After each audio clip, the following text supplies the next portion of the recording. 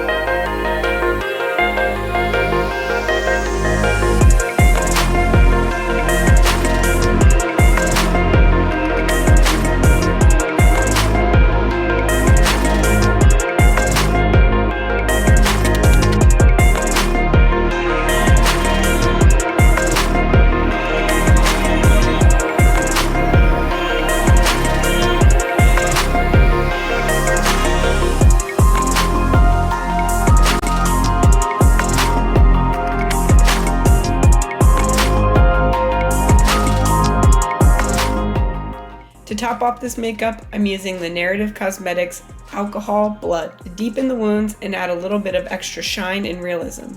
I'm also topping it off with a glycerin and water mixture to give a sweaty effect to the face.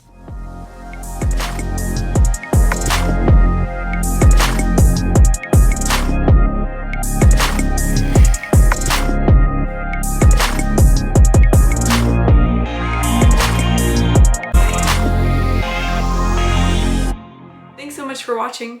Be sure to like and follow for more special effects makeup artist tips. Have a great day.